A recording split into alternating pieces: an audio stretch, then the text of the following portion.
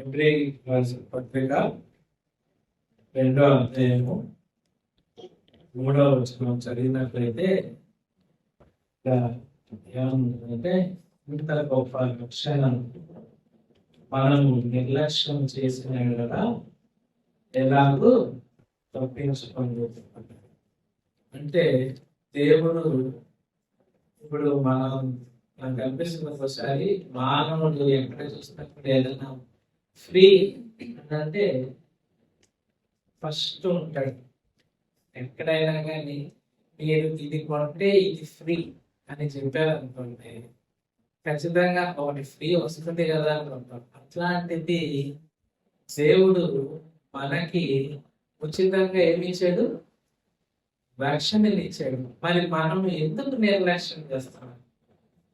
ఏమి ఇవ్వకుండా మన జీవితంలో ఏమి ఖర్చు పెట్టకుండా, ఏమి దానికోసం పాకులాడకుండా, ఎటువంటి శ్రమ లేకుండా మనకి దేవుడు ఉచితంగా తన రక్షణని ఇస్తా ఉంటే పరలోకాన్ని, భోగాన్ని, భాగ్యాన్ని, ఆ సౌకర్యాలని, ఆ ఫెసిలిటీస్ ని మనకి ఇస్తాను అని అంటుంటే మనం ఇంకా ఏం చేస్తున్నాం? నిర్లక్ష్యం చేస్తుంటాం. సో అటువంటి నిర్లక్ష్యం నిజంగా తగదా. అందుకని కింద అట్లాగే అదే హెబ్రేయులకు రాసిన పత్రికలో 2వ అధ్యాయము 6 7 వచనాలు చూసినట్లయితే మనము అక్కడ ఇక్కడికి ఎంత చక్కగా చెప్పారు. అయితే ఒకడు ఒక చోట ఇలాగును దృఢముగా సాక్షిస్తున్నాడు. దృఢముగా అంటే దృఢముగా అని మనం ఆ పదాన్ని మనం బాగా డీప్గా ఆలోచిస్తే అంటే ఖచ్చితంగా సాక్ష్యం ఇస్తున్నాను. ఏమని అంటే, నీవు మనుషులని జ్ఞాపకము చేసుకున్నట్టు వాడు ఏ పాటి వాడు. మనము నిజంగా ఆయన మనల్ని జ్ఞాపకం చేసుకున్నట్టుగా మనము ఏ పాటి వాళ్ళము. ఆయన ఆలోచనలో మనము రావడానికి మనము ఏ పాటి వాళ్ళము. సరే, దేనికి యోగ్యత లేనట్టు వారు.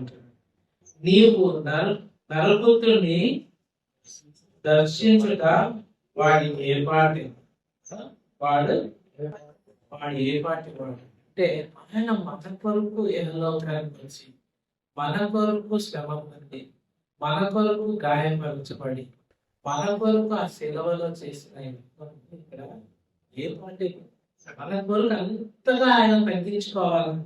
ఆ పరమాత్మ పరమ ప్రభు మన కొరకు నిజంగా అంత ఆయన్ని తగ్గించుకోవాల్సిన అవసరం మన కొరకు ఉందా? ఆయన లేదు. ఆయన ఒక మాట వల్ల సమస్తము సాధ్యమైంది. అటువంటి దేవుడు మన గురించి ఆలోచన, మన గురించి ఏం చేశాడు? ఆయన ఎవరో ప్రయత్నించాడు. కింద మళ్ళీ ఇంకోసారి చూడండి. నీవు దేవదూతల కంటే వారిని కొంచెం తక్కువ వారిగా చేసింది.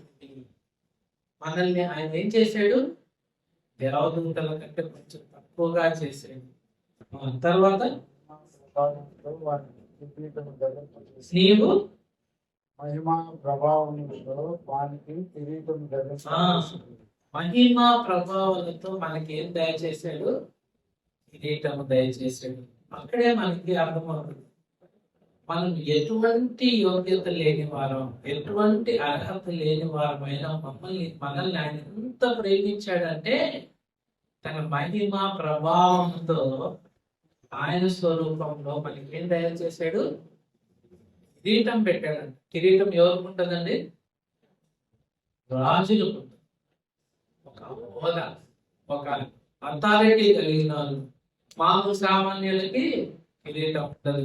కాబట్టి మనకి కిరీటం ధరించున్నాడంటే మనకి ఏమి ఇచ్చినాడైనా?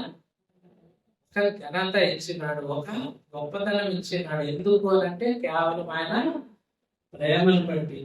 అలాగే కింద నీ చేతి పనుల మీద వానికి అధికారం అనుగ్రహించింది. కంటిన్యూ. నీ చేతి పని, ఆయన చేతి పనుల మీద మనకేం చేశాడు? అధికారం ఇచ్చాడు. సమస్తం ఏం చేశాడు? మన పాదముల కింద పెట్టాడు. ఇవంతా చేసింది ఎవరి కోసం? మన కోసం. ఆయన ప్రేమని మనము తలపోస్తున్నప్పుడు ఆలోచిస్తే, ఎంత గొప్ప దేవుడయ్యా, ఎంత జాలి కలిగిన దేవుడు, ఎంత నీ ప్రణాళిక, నీ ప్రేమ అంత చిక్కనిది. అటువంటి ప్రేమ కలిగి దేవుడు మనల్ని తయారు చేసి మన కొరకు ఉంటే మనం ఏం చేసి ఉంటున్నాం? పాపం చేత తప్పిపోయిన వారిపై ఉంటున్నాం. ఆ పాపంలోనే ఉండాలని ఇష్టపడుతున్నాం. కానీ ఆయన మనల్ని ఏం చేశాడు? తన ఉచిత రక్షణ చేత మనల్ని ఏం చేశాడు? ఆయన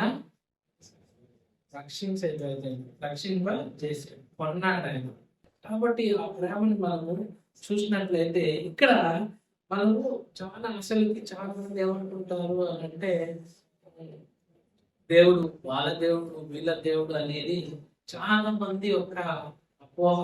అదే దాన్ని మనము ఒక భాగంలో చూసినట్లయితే ఎజ్రా గ్రంథము 8వ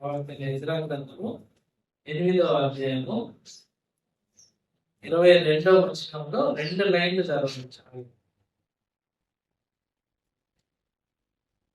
మేలు కలుగు చేయటకై ఆయనను ఆశ్రయించు వారి అందరికి ఆ దేవుని హస్తం తోడుగా ఉండదు. చాలు. మేలు కలుగ చేయుటకై మా దేవుని ఆయన ఆశ్రయించు వారందరికీ మా దేవుని హస్తము తోడుగా ఉంటుంది. మేలు కలుగ చేయుటకై ఆయనను ఆశ్రయించు వారందరి మీద. ఇక్కడ ఒక తెగ, ఒక పేరు, ఒక జనాంగం అని ఎక్కడ చెప్పలేదు. ఇక్కడ పై నుంచి చూసుకున్నట్టయితే ఎజ్రా గ్రంథంలో కొన్ని ఆయన మందిరానికి స్టార్ట్ చేయకుండా రాజు ఇవన్నీ చూసినట్లయితే అక్కడ ఒక వ్యక్తి, ఒక దీన్ని కాదు, మేలు ఏమనండి, మేలు చేయుటకై ఆయనను ఆశ్రయించువారు. ఎవరైనా మన ప్రభుని ఆశ్రయించినప్పుడు ఏమైంటున్నాడు? ఏమై ఉంటున్నాడు?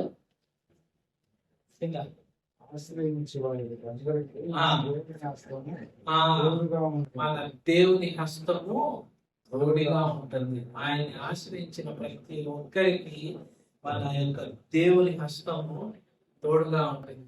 మనం నిజంగా గమనించినట్లయితే మామూలు ఆర్డినరీ పర్సన్స్కే దేవుని హస్తము తోడుగా ఉన్నట్లయితే రక్షించబడిన మనకు, దేవుణ్ణి ఆరాధించే మనము, దేవుని కృప ఏ విధంగా ఉంటుంది, దేవుని యొక్క హస్తం ఏ విధంగా ఉంటుంది, నిత్యం మన ఎంబడి అట్లా ఆయన సన్నిధి, ఆయన మహిమ మనతో కూడా వస్తూ ఉండాలి.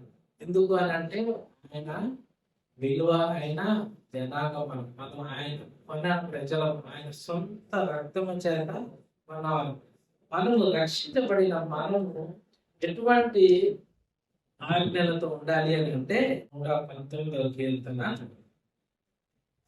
1 నుంచి 4 వరకు చదువు. యెహోవా ధర్మశాస్త్రము అనుసరించి నిర్దోషముగా నడుచుకొను వారు ధన్యులు.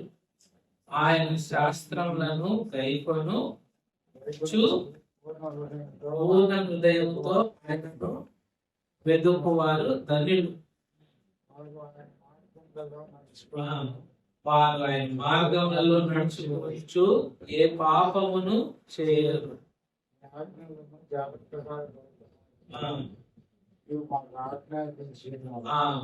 ఇక్కడ మనము ఈ 4 వచనాలు చూస్తే ఇక్కడ ఏమంటున్నాడు? సింపుల్ గా చెప్తున్నాడు. ఆయనను ఆశ్రయించువారు, ఆయన శాసనములను గైకొను వారు, పూర్ణ హృదయంతో ఆయనను వెతుకువారు. పూర్ణ హృదయంతో ఏం వెతకాలి? ఆయన్ని వెతికేవారు ధన్యులం. సో మనం ఏమి చేయనక్కర్లేదు. మన సంపూర్ణ హృదయం ఆత్మతో సత్యంతో ఆయన ఆరాధిస్తూ ఆయన కొనియాడుతూ ఆయన కీర్తిస్తుంటే చాలు అంటున్నాడు. ఆయన్ని మన సమస్తము మన పాదాల కింద పెట్టి ఆయన చేతి పడినంత మన చేతికి వచ్చి దేవుడు మన దగ్గర నుంచి ఏమన్నా ఆశిస్తుంటున్నాడా? డబ్బును ఆశిస్తున్నాడా? లేదంటే మన యొక్క సంపాదనను ఆశిస్తున్నాడా? మన యొక్క వేరే వేరే రకాలైన ఫిజికల్ థింగ్స్ ఆశిస్తున్నాడా? లేదే. మనల్ని సంపూర్ణంగా ఆయన వైపు కొని ఆయన మీద ఆధారపడి ఆయన కొరకు జీవించే బిడ్డలాగా ఆయన మనల్ని ఇష్టపడుతున్నాడు. నిజంగా అటువంటి జీవితం కలిగి ఉండడం అనేది రక్షించబడిన మనకు ఎంతనో ధన్యత. ఎందుకు అని అంటే ఇంత ప్రేమ కలిగిన దేవుడికి మనము ఏమి ఇవ్వలేని స్థితిలో ఉన్నాడు. ఆయన ఇచ్చిన ఆజ్ఞని మనం గైకొని ఆయన వైపు తేలి చూస్తూ ఆయనలో నిత్యము నడుస్తూ ఉండాలని ప్రభు పేరట ఆశిస్తున్నాము. చిన్న వాక్యం దేవుడు దీవించుకుంటాం.